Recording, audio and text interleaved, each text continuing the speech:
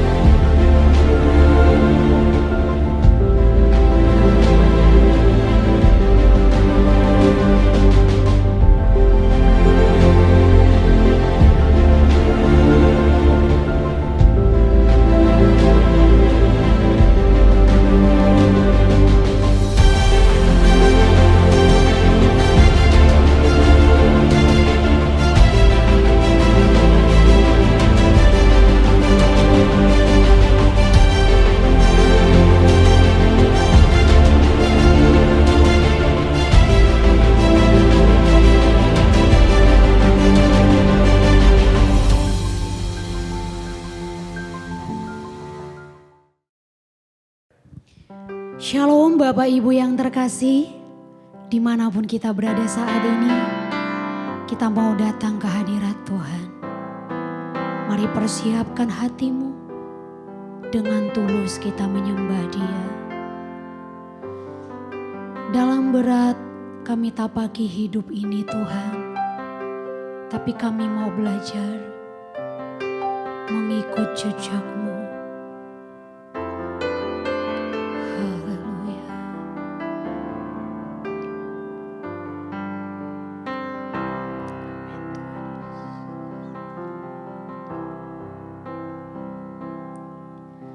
Dalam berat ku tapaki jalan terjal ini, bermandikan peluh padi dan air mata. Kadang anganku melayang nun jauh di sana, di mana kini Engkau berada. Tidak ada jalan mudah mengikut jejak-Mu, menyusuri lorong kejam via dolorosa, menggenggami erat-erat tangan-tangan kecil yang Engkau titipkan padaku.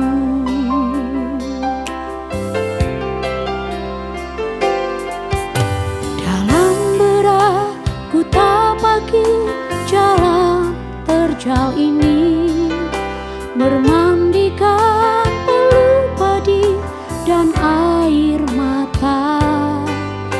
Kadang anganku melayang nun jauh di sana, di mana kini Engkau berada. Tidak ada jalan mudah mengikut jejak-Mu, menyusuri lorong kejam via dolorosa, menggenggami erat-erat tangan-tangan kecil yang Engkau titipkan padaku. Sampai rumah Bapa nanti ku menghadap Rajaku, ku sampaikan telah usai tugasku.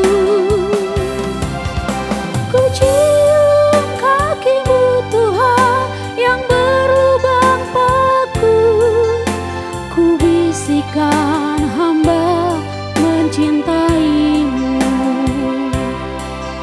Sampai rumah Bapa nanti ku menghadap Rajaku, ku sampaikan telah usai tugasku. Ku cium kaki-Mu Tuhan yang berlubang paku, ku bisikan hamba mencintaimu. Dalam berat kami tapaki, dalam berat ku tapaki jalan terjal ini, bermandikan peluh padi dan air mata. Kadang anganku melayang nun jauh di sana, di mana kini Engkau berada. Tidak ada jalan mudah mengikut jejak-Mu, menyusuri lorong kejam via dolorosa, menggenggami erat-erat tangan-tangan kecil yang Engkau titipkan padaku. Sampai rumah Bapa nanti ku menghadap Rajaku, ku sampai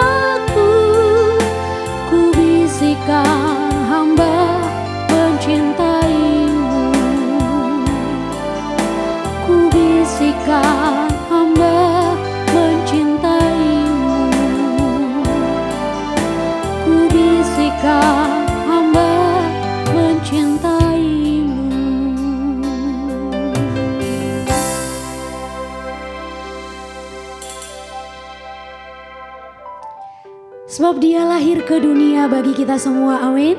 Bapak Ibu yang terkasih, saya mengundang kita untuk bangkit berdiri. Mari tepuk tangan dengan semangat. Yes, haleluya. Sebab dia penyelamat kita.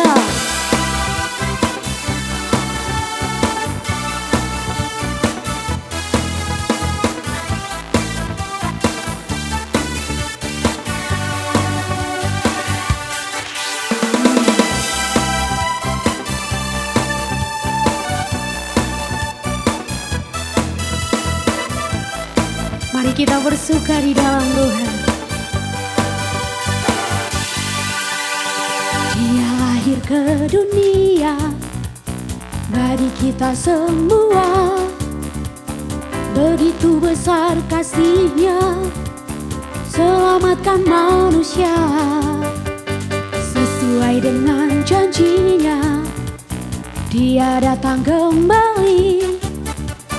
Dengan berjuta malaikat, waktunya telah dekat. Persiapkanlah dirimu, songsong kehadirannya. Dengan hidup yang berkenan, menyenangkan hatinya. Semua bersuka, semua bersuka. Umat pilihan serta bala tentara surga menyanyi gembira, bersorak gembira, menyambut Raja segala raja. Dia lahir ke dunia bagi kita semua.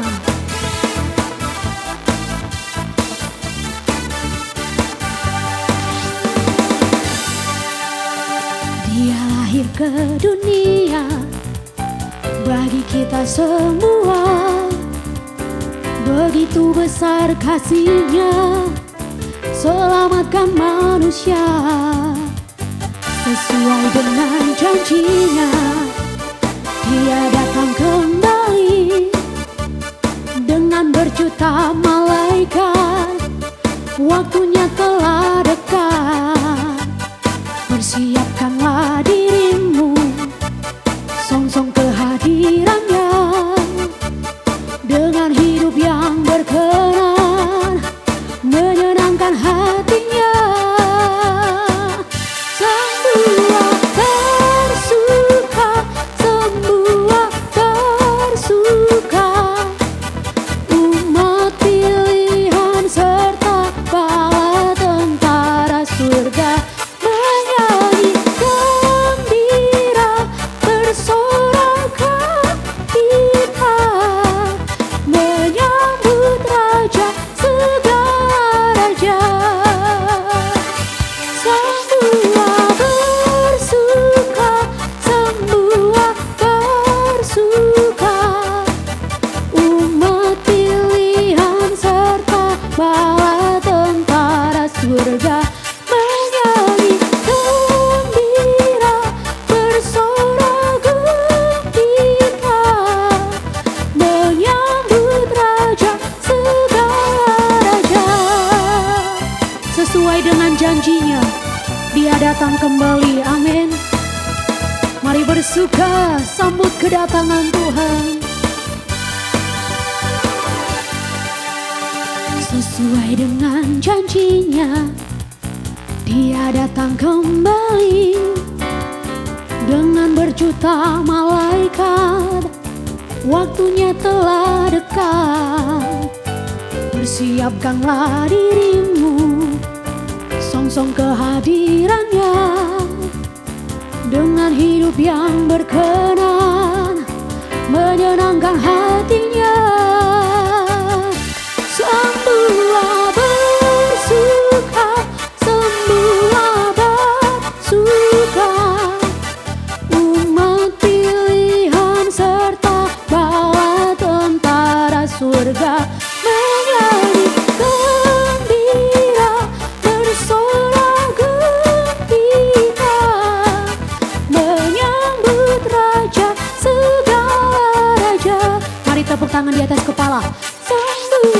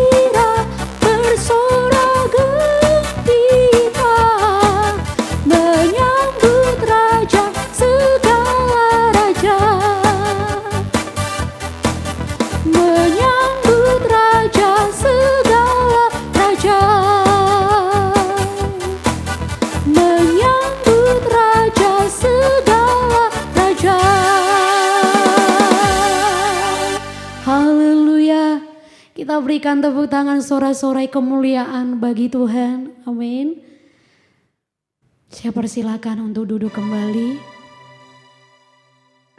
Bapa, kami mau belajar mengasihi-Mu. Selalu berada di hadirat-Mu Tuhan.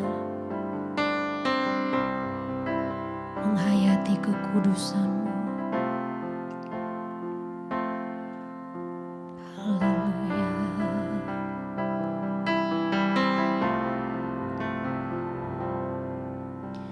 Selalu di hadirat-Mu,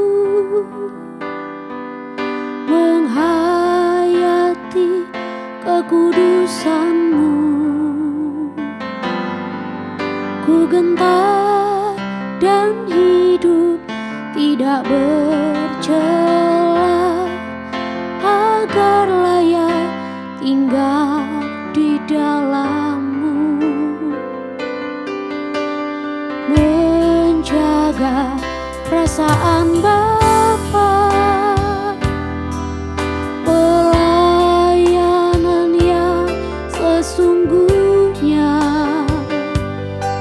Setiap langkah dalam hidupku sesuai pikiran perasaan-Mu.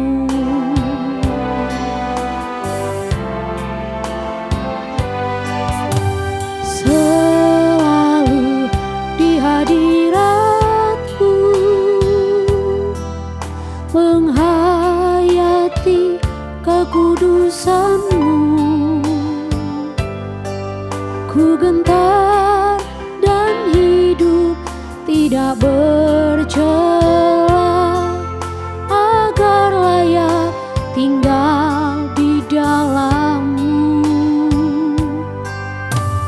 Menjaga perasaan Bapa,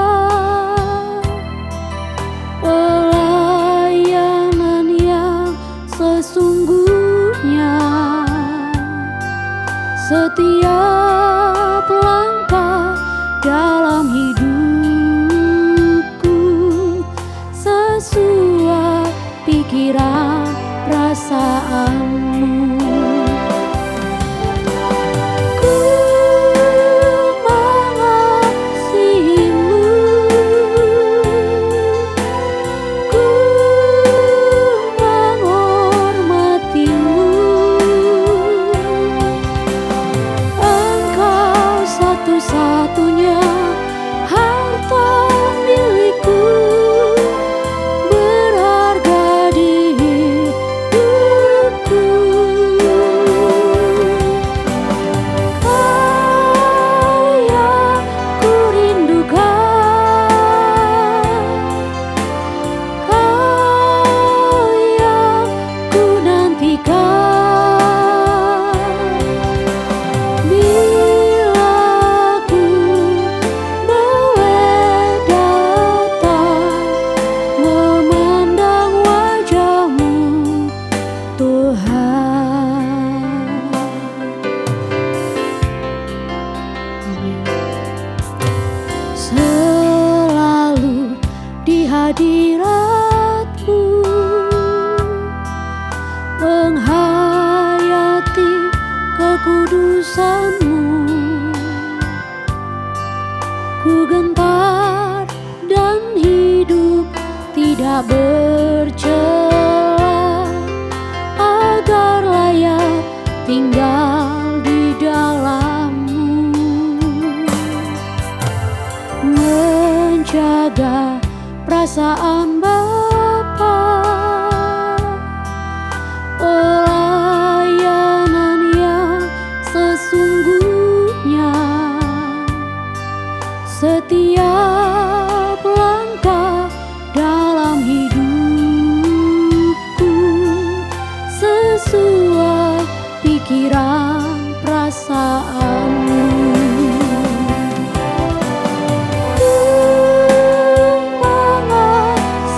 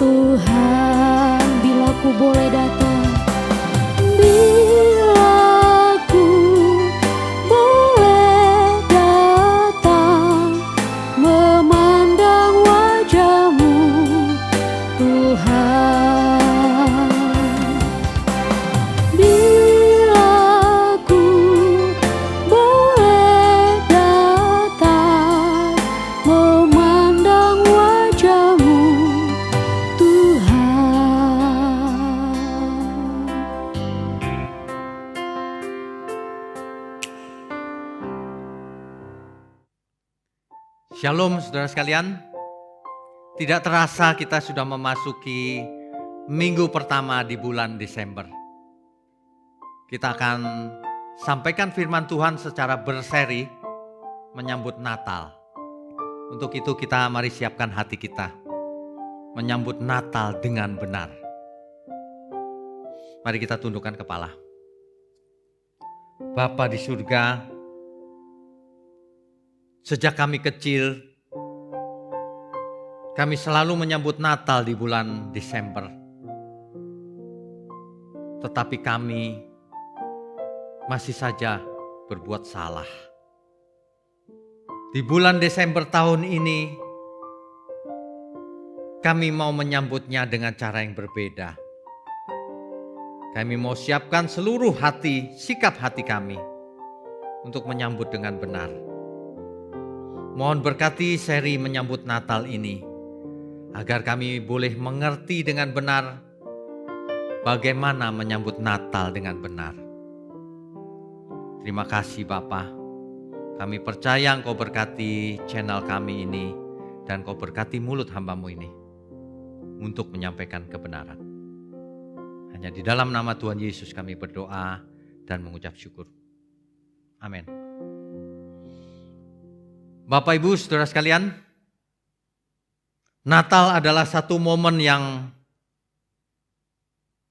dramatis. Seringkali kita dibawa perasaan sendu oleh lagu Malam Kudus, Malam Sunyi. Seringkali kita merasakan kesenduan dan membayangkan bayi Yesus yang masih kecil. Padahal itu peristiwa 2000 tahun yang lalu. Mari mulai tahun ini kita memandang Natal dengan benar. Dimulai dari seri pertama minggu ini. Ya. Memang peristiwa ini peristiwa yang berbeda ini saudara, yang saya mau sampaikan ini. Peristiwa yang awal mula ini memang sudah lama berlalu. Bahkan di awal-awal zaman setelah manusia diciptakan. Kejatuhan manusia ke dalam dosa adalah peristiwa yang paling tragis dalam sejarah dunia. Sehingga dosa dengan berbagai manifestasinya muncul di berbagai belahan dunia sepanjang zaman. Bagaikan virus yang menjalar dari generasi ke generasi di seluruh dunia sampai hari ini. Hari ini kita melihat kejahatan terjadi di mana-mana. Manusia yang jahat semakin jahat. Tetapi manusia yang kudus harus semakin kudus. Ada beberapa atau lumayan banyak orang yang tidak percaya Tuhan. Mengapa? Sebab ia melihat dunia yang penuh dengan kejahatan ini. Di mana Tuhan? Tentu Tuhan tidak ada menurut orang-orang ini. Makanya mereka menjadi ateis. Mereka belum mengerti kebenaran secara utuh.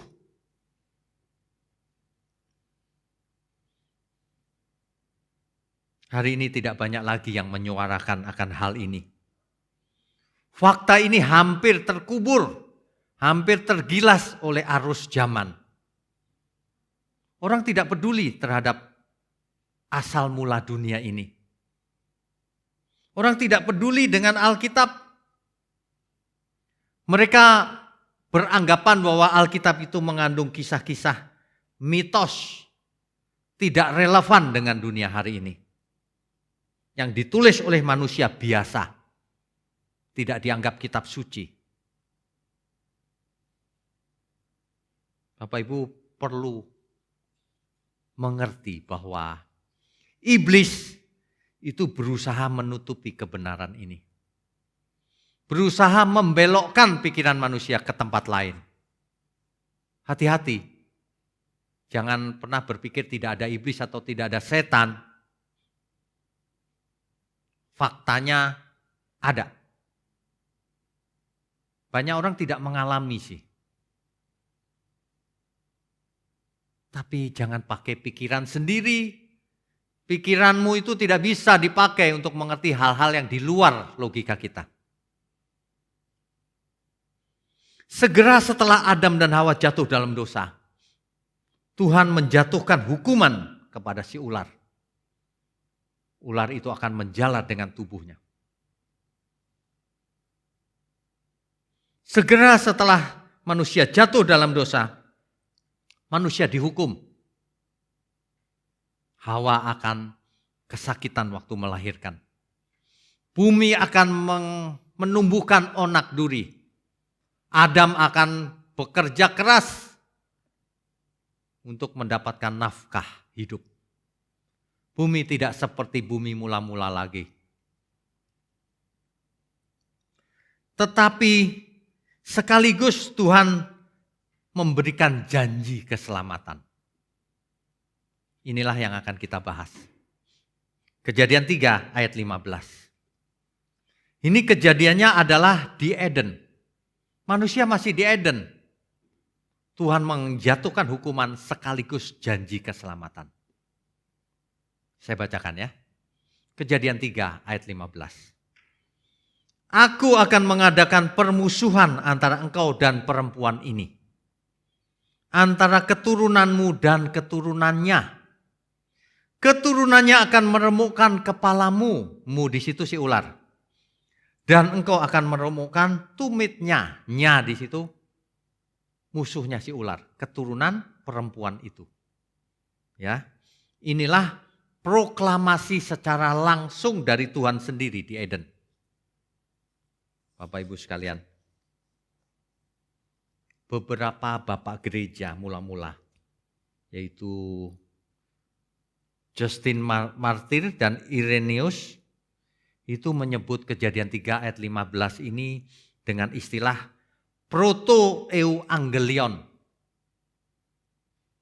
Itu bahasa Yunaninya. Sedangkan bahasa Latinnya adalah proto-evangelium. Berasal dari kata protos artinya pertama dan euangelion artinya kabar baik, Injil atau gospel, kabar baik. Kalau Adam dan Hawa jatuh dalam dosa dan harus binasa, Tuhan berjanji akan menyelamatkan. Itu kabar baik. Makanya kitab Kejadian 3 ayat 15 ini disebut proto-euangelion atau proto-evangelium. Atau Injil yang pertama atau kabar baik yang pertama. Ayat ini memang merupakan ada 4 poin minimal yang saya amati. Yang pertama, ayat ini, Kejadian 3 ayat 15 ini, adalah berita baik yang pertama diterima manusia setelah manusia jatuh ke dalam dosa. Yang kedua, proto-euangelion ini atau proto-evangelium ini adalah inti dari seluruh Alkitab setelah manusia jatuh dalam dosa. Jadi setelah manusia jatuh dalam dosa sampai nanti akhir kesudahan zaman, intinya adalah proto-euangelion. Kabar baik yang pertama.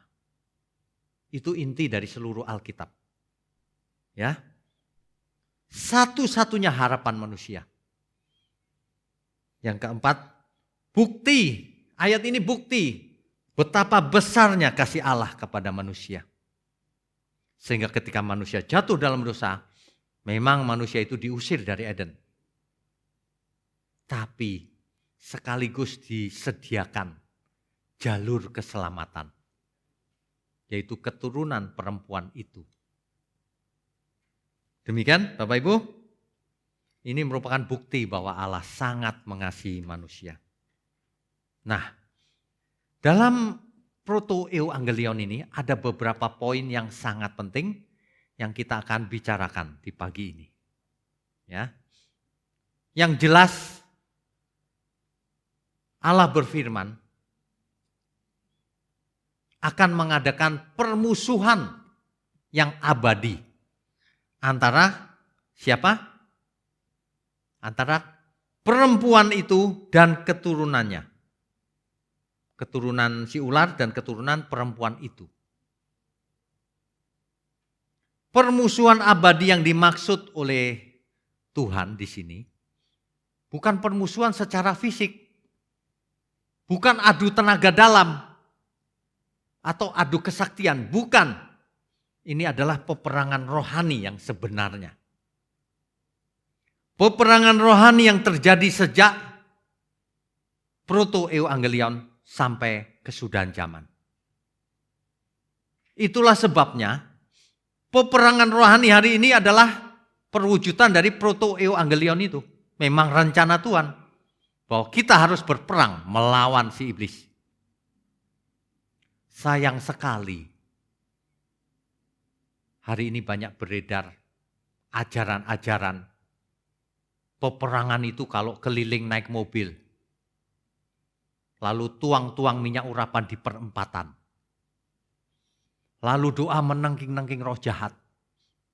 Sampai ke perempatan lalu lintas menuangkan minyak. Menengking-nengking supaya setan pindah dari situ.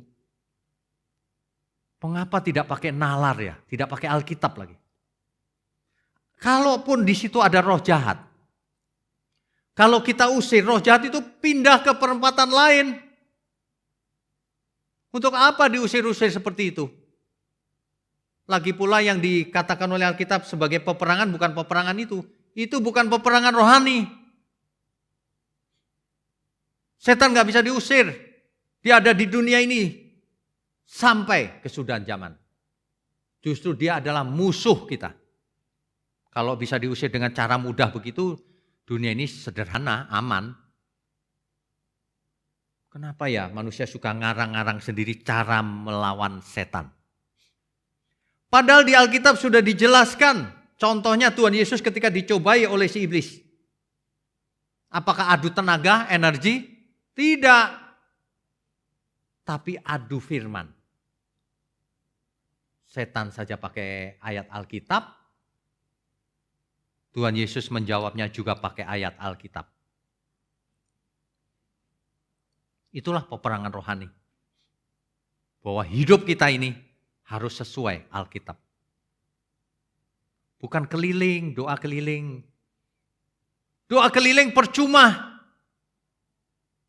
Kalau hidup kita tidak berubah, tidak bertobat, tidak memiliki pikiran perasaan Kristus, tidak hidup menjadi berkat, percuma semua itu. Banyak orang suka puasa siang malam. Tapi hidupnya tidak menyukakan hati Tuhan. Tapi hidupnya tidak mengerti firman Tuhan. Percuma, yang utama enggak didulukan. Yang sekunder malah diutamakan. Yang utama itu kalau kita mengerti firman Tuhan dan hidup karenanya. Amin ya. Proto-evangelion ini percuma kalau manusia ngarang-ngarang sendiri, tidak ikut Alkitab. Peperangan itu peperangan rohani, bukan peperangan fisik. Coba kita baca Efesus 6 ayat 12. Efesus pasal 6 ayat 12. Alkitab mengatakan demikian. Karena perjuangan kita bukanlah melawan darah dan daging, tetapi melawan pemerintah-pemerintah, melawan penguasa-penguasa, melawan penghulu-penghulu dunia yang gelap ini, melawan roh-roh jahat di udara. Itulah musuh kita. Terjadi peperangan terus. Dan peperangannya di udara itu tidak bisa ditengking-tengking. Peperangan di udara itu harus dikalahkan dengan firman kebenaran. Pedang roh itu adalah firman kebenaran. Ada lagi yang pakai tabur-tabur garam. Apa hubungannya garam dengan setan? Memangnya setan takut garam apa? Mungkin dulunya sering ke dukun kali ya, pakai garam. Ini yang merusak pikiran orang percaya itu ini, ajaran-ajaran seperti ini. Melawan setan mengandalkan benda-benda atau zat-zat dunia ini. Tuh. Ya, kita baca 2 Korintus 11 ayat 3. Rasul Paulus pun mengingatkan akan hal ini. Tetapi aku takut kalau pikiran kamu disesatkan dari kesetiaan kamu yang sejati kepada Kristus. Sama seperti Hawa diperdayakan oleh ular itu dengan kelicikannya. Ular itu bukan binatang ular, saudara. Ular itu yang dimaksud adalah iblis. Iblis itu licik sekali. Ia bisa menipu manusia. Bahkan ia bisa melingkar di dalam gereja. Menipu dengan kelicikannya orang-orang yang di dalam gereja itu. Sehingga orang-orang di dalam gereja merasa berbuat untuk Tuhan. Padahal ia berbuat untuk si setan. Lah kalau seseorang menyampaikan bukan firman Tuhan, bukan menurut Alkitab, menurut siapa itu? Kalau bukan menurut si ular itu. Lah kalau orang berkhotbah dengan tujuan hanya mengumpulkan uang, dia bekerja untuk siapa? Untuk Tuhan. Bukan, itu untuk setan.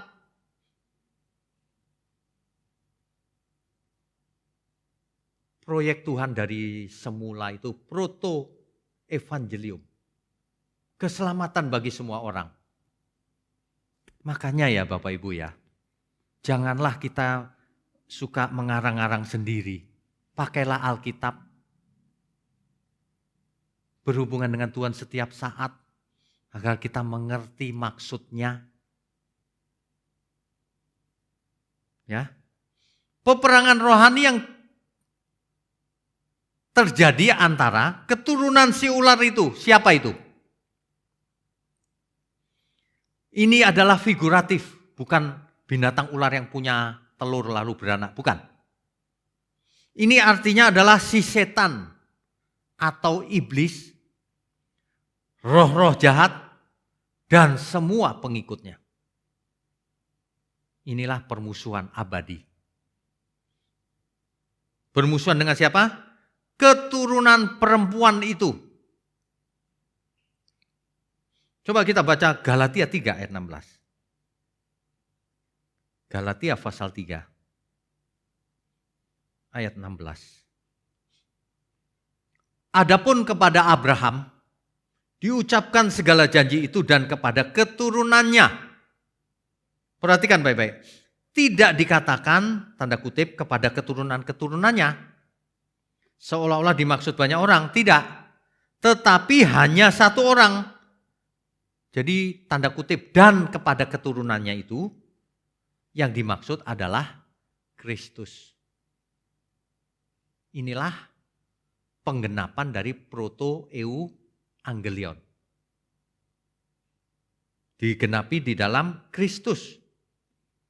Galatia 4 ayat 4.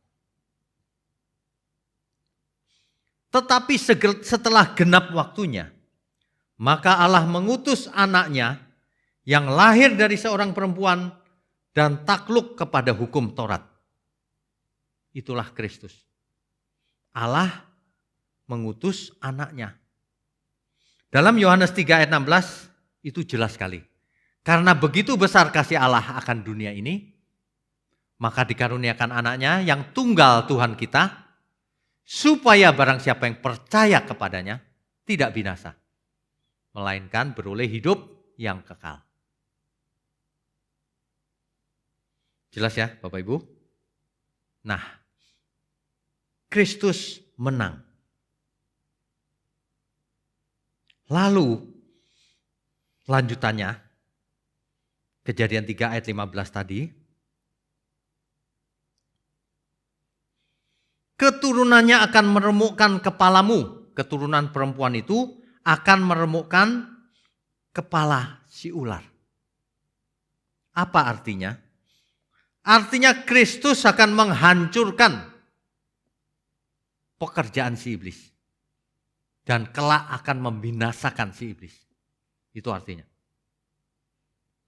Tetapi engkau akan meremukkan tumitnya. engkau di situ si ular. Tapi si ular akan meremukkan tumit. Apa artinya? Akan meremukkan tumit itu akan membuat menderita. Itulah Kristus yang menderita di kayu salib, bahkan sampai mati di kayu salib. Itulah yang dimaksud dengan meremukkan tumitnya. Dalam Kejadian 3 ayat 15 ini. Amin ya Bapak Ibu ya. Permusuhan ini tidak akan pernah berhenti. Berhenti sampai di kayu salib? Belum selesai. Jadi, kalau ada orang yang berkata, Yesus mati di kayu salib, semua kita sudah selamat. Pasti salah. Mengapa? Karena permusuhan itu belum selesai. Memangnya iblis kalah dengan Tuhan Yesus lalu ia berhenti lalu tidak berbuat apapun sampai sekarang? Permusuhan itu belum selesai. Kalau dahulu melawan Kristus, sekarang melawan kita semua, orang-orang percaya. Si setan atau iblis itu dan roh-roh jahat itu selalu memusuhi orang percaya, keturunannya. Kristus, pengikut Kristus maksudnya. Ya. Amin ya. Nah, setan atau roh-roh jahat menggunakan proksi. Ia tidak maju sendiri, seringkali ia menggunakan proksi. Menggunakan penggantinya. Siapa itu? Manusia-manusia jahat. Manusia yang menjadi pengikutnya berfungsi sebagai proksi. Makanya orang percaya mengalami kesulitan. Kalau cuma iblis, dia tidak berani terhadap kita. Tapi ia menggunakan proksi. Menggunakan pengikut-pengikutnya yang manusia biasa juga. Nah, ini menyulitkan pekerjaan Tuhan memang. Ya. Dan si iblis atau setan ini menggunakan segala cara. Itulah yang diajarkan kepada para pengikutnya itu, proksinya itu. Melalui berbagai filosofi yang diajarkan, manusia sebagian besar hidup dengan filosofi hedonisme. Ingin menikmati hidup dengan hidup mewah. Menyenangkan diri sendiri. Sebagian lagi ingin hidup dalam filosofi humanisme. Baik bukan humanisme? Ya baik. Tapi kalau ia tidak mengenal Tuhan dengan benar, ia tetap tidak memuaskan hati Tuhan. Sebab bukan itu yang Tuhan inginkan, hanya baik saja. Melalui berbagai ajaran. Di dalam kekristenan sendiri, si iblis bekerja.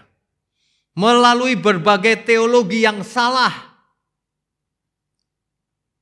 Teologi kemakmuran, teologi mistik, hyper grace, dan semua teologi-teologi yang tidak sesuai Alkitab.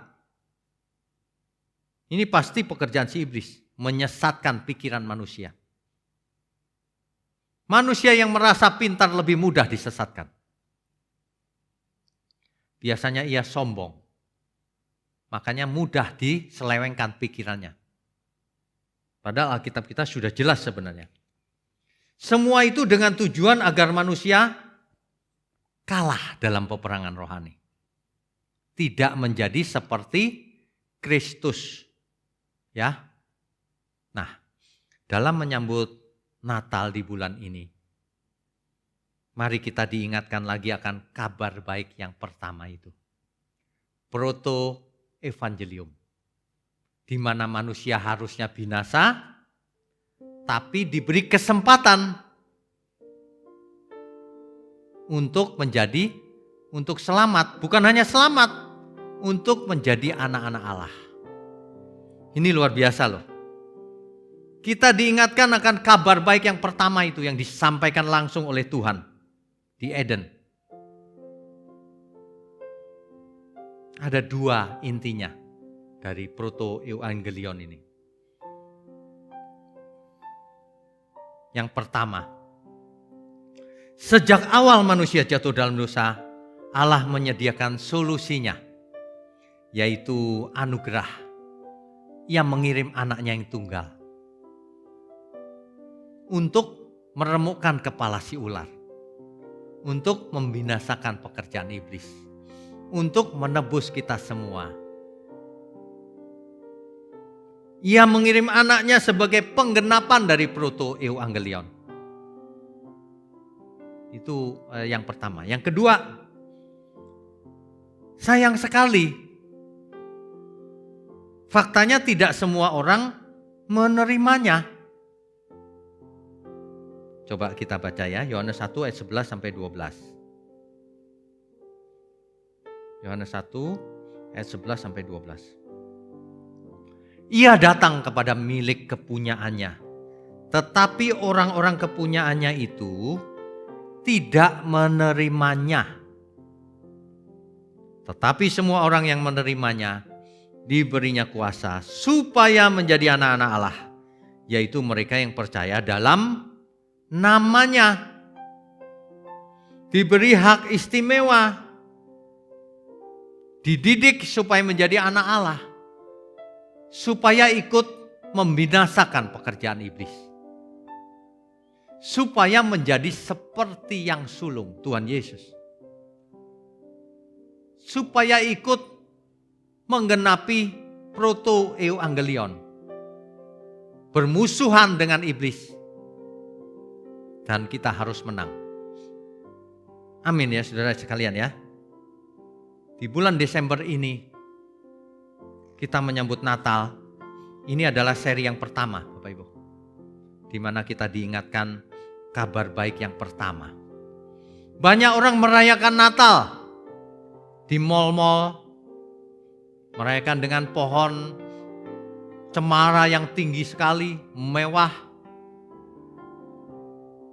Tapi jika tidak tahu kabar baik yang pertama ini, saya takut kalau mereka disesatkan pikirannya seperti Hawa disesatkan oleh si ular itu. Natal menjadi semacam musim saja. Perhatikan di banyak negara, Merry Christmas diucapkan asal saja seperti greeting yang lain, tanpa pengertian yang benar, tanpa mengerti proto euangelion, tanpa menghormati Tuhan Yesus sepantasnya. Bahkan sebagian besar mereka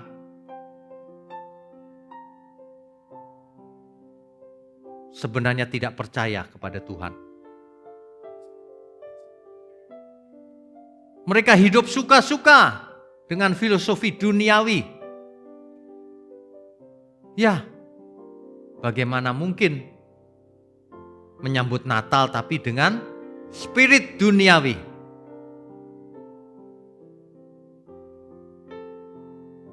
Sebenarnya ya Bapak Ibu ya, kalau kita mau jujur ya, kita itu sangat-sangat dikasihi oleh Tuhan. Yang Maha Tinggi rela mati untuk dunia ini. Bayangkan Bapak Ibu, Yang Maha Tinggi rela mati untuk kita semua. Jadi kalau hari ini kita menyambut Natal, tidak usah mewah-mewahan lah Bapak Ibu. Tidak sesuai dengan semangat Natal. Mari kita merayakan dengan sederhana, tapi dengan sikap hati yang benar. Sebab yang namanya kesukaan itu tidak ditentukan oleh dunia ini, tapi ditentukan oleh Tuhan. Ketika Yang Maha Tinggi turun ke bumi ini, maka ketika bala tentara surga turun ke bumi ini, itulah kesukaan yang sebenarnya. Kesukaan bagi dunia ini. Seharusnya kita menyembah Dia. Ketika Bapak Ibu bisa membayangkan gak ketika para gembala di padang, hari itu malam hari gelap, tiba-tiba ada terang benderang malaikat Tuhan menghampiri mereka. Apa respon mereka? Mereka ketakutan. Tapi para malaikat berkata, jangan takut. Justru itulah peristiwa kesukaan bagi dunia. Harusnya kita sekarang, kalau kita menyambut Natal, maka kita harus mempersembahkan seluruh hidup kita seperti Tuhan lebih dahulu mempersembahkan seluruh hidupnya bagi kita. Rela mati buat kita. Mestinya kita ketika mendengar apa yang Tuhan lakukan, mestinya kita sambut Dia. Sembah dan puji Dia, sembah dan puji Dia, sembah dan puji Dia, Sang Raja.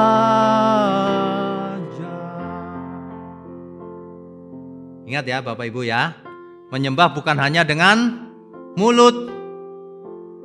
Tentu saja kita memuji dengan mulut kita juga. Tapi kita juga harus melakukannya dalam seluruh hidup kita.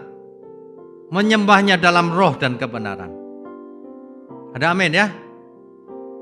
Mari kita belajar sembah dan puji Dia, saudara.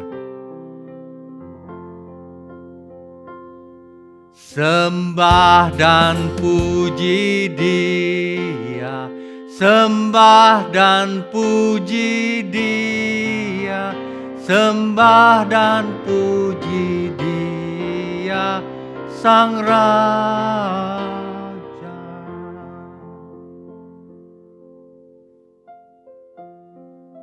Mari kita mulai tahun ini tidak menyambut Natal hanya dengan meriah-meriahan, membuat kado-kadoan, ya itu enggak apa-apa.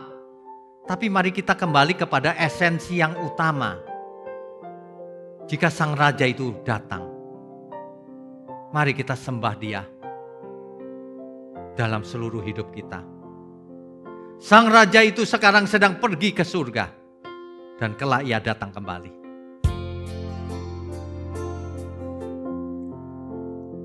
Saudara, mari kita puji-puji Tuhan.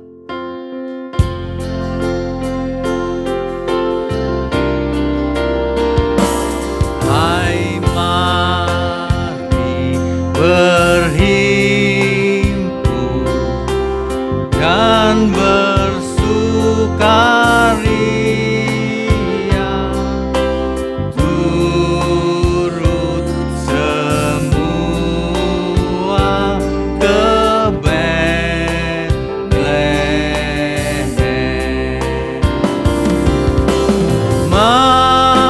Marilah pandang Tuhan bala surga, sembah dan puji Dia, sembah dan puji Dia, sembah dan puji Dia, Sang Raja.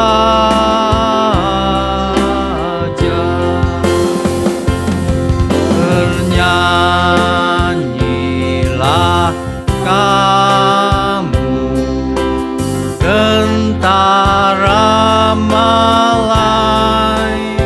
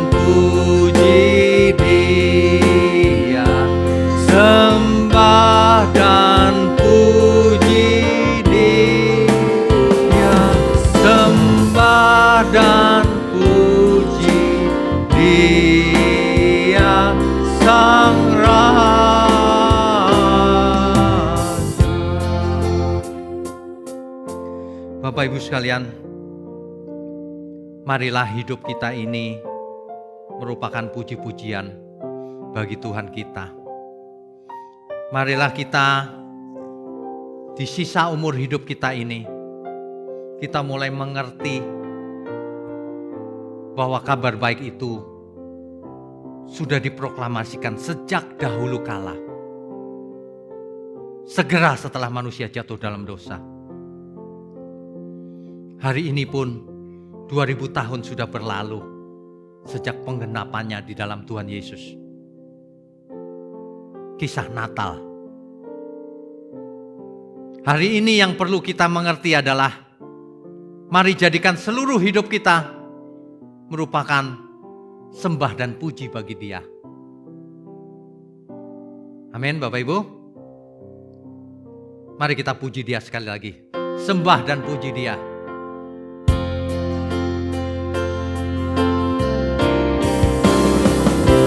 Sembah dan puji Dia. Sembah dan puji Dia. Sembah dan puji Dia, Sang Raja. Sembah dan puji Dia. Sembah dan puji Dia. Sembah dan puji Dia, Sang Raja.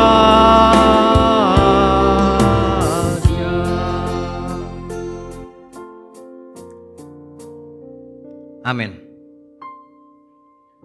Bapak Ibu sekalian, mari kita hidup yang benar di hadapan Tuhan. Kalau Tuhan sudah mempersembahkan hidupnya, giliran kita sekarang yang mempersembahkan seluruh hidup kita. Itulah arti menyambut Natal yang benar. Mari kita tundukkan kepala. Bapa di surga, terima kasih untuk teguran Tuhan, untuk pengajaran, untuk firman-Mu. Biarlah melalui firman ini, di pagi ini, kami kembali kepada pengertian yang benar. Natal yang benar. Menyambut Natal dengan sikap hati yang benar. Terima kasih Tuhan. Mohon berkati seluruh gereja-Mu di tempat ini. Pelayan-pelayan Tuhan yang ada. Dan semua pendengar-pendengar firman-Mu ini yang setia. Terima kasih Bapa.